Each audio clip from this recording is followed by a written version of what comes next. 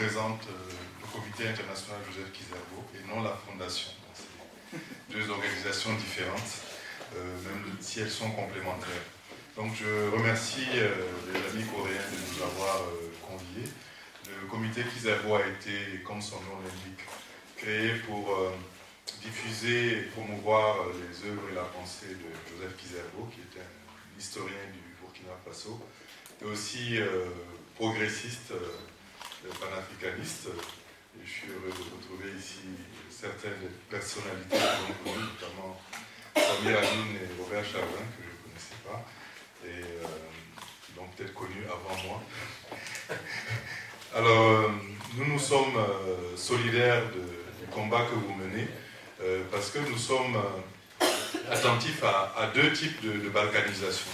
Vous savez, la balkanisation, c'est ce que nous avons vécu sur le continent africain, le tracé des frontières qui délimitent les États actuels, en 1885 à Berlin. Bon, il y a un mur de Berlin qui est tombé en 89, mais le mur de 1885 qui a été tracé reste encore là. Et il y a une question nationale qui reste persistante en Afrique, des peuples qui ont été séparés, divisés. Donc nous sommes tout à fait conscients de la tragédie que ça représente et nous sommes solidaires à ce titre. Je disais qu'il y avait une deuxième balkanisation, c'est au niveau politique. La démarche dans laquelle vous êtes, de créer des coalitions, des alliances progressistes, nous intéresse. Joseph Kizerbo était un progressiste, mais il a, je pense, vécu dans son action politique la confrontation avec d'autres forces de gauche pour des raisons qui, maintenant, quand on y regarde, peut-être n'étaient pas les raisons fondamentales. Le Burkina est très politisé, où il y avait plusieurs partis de gauche, PAI, parti marxiste, maoïste, pro-albanais, etc. Et le MLN, qui était le courant de Joseph Kizerbo, qui était pour un socialisme démocratique et assez basé aussi sur la foi, comme Mamadou Dia, par exemple, au Sénégal. Alors, il y a eu beaucoup de bagarres, de luttes qui ont fait des dégâts et qui ont servi plutôt le camp d'en face. Donc, nous sommes aussi solidaires de votre combat pour rassembler les forces de gauche et faire des coalitions. Donc, entre parenthèses, nous allons approfondir ces questions lors de notre première université d'été, les 8 et 9 août à Ouagadougou, donc vous êtes tous invités. Alors, en ce qui concerne cette loi, je voudrais d'abord commencer par indiquer que pour beaucoup d'intellectuels africains, ça a été souligné ici aussi dans d'autres contextes, la Corée du Sud ferait figure d'exemple. On a dit, oui, le modèle démocratique qui nous a été imposé, la démocratie formelle, il y a des forces centrifuges. Regardez les Asiatiques, regardez la Corée. C'est vrai, c'est dur, c'est centralisé, mais au moins ils ont reçu une accumulation, si je peux dire, du capital. Ils ont fait l'industrialisation. Donc, au lieu d'avoir des forces politiques multiples, peut-être faudrait un régime autoritaire qui nous conduirait au moins au développement. Après, on peut libéraliser.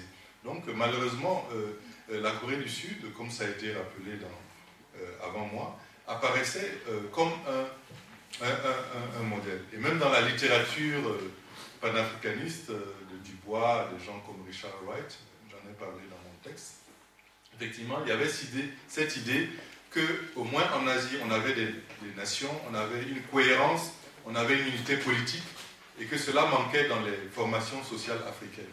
Et donc, de ce point de vue, l'Asie apparaissait, le mouvement nationaliste, les politiques asiatiques apparaissaient comme un modèle. Donc, quand j'ai effectivement regardé rapidement la loi sur la sécurité nationale et l'histoire de la Corée du Sud, je me suis rendu compte effectivement que ce miracle asiatique qui a mené les dragons, entre guillemets, est un mirage. Et que cette loi, d'abord, elle est contradictoire avec la constitution même de la Corée du Sud, où l'article 12 dit qu'il y a la liberté d'expression, alors que la loi limite et bride la liberté d'expression. Donc, de ce point de vue-là, nous sommes totalement conscients qu'il y a une mystification, il y a une mythologie sur le développement et le modèle asiatique. Alors, pour nous, il faut sortir de cela. Il faut, dans les contextes internationaux, il y a des forums, il y a le Conseil des droits de l'homme, il y a d'autres possibilités.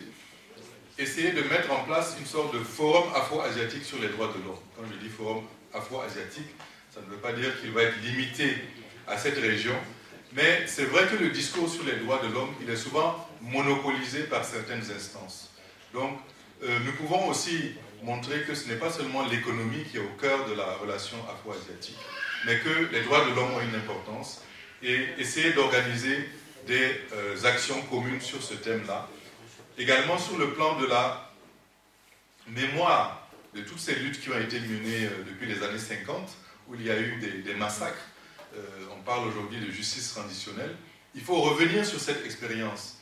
Cette époque que l'on a appelée la période de la guerre froide, qui était en effet très chaude en fait pour les peuples, parce qu'il y a eu beaucoup de violence.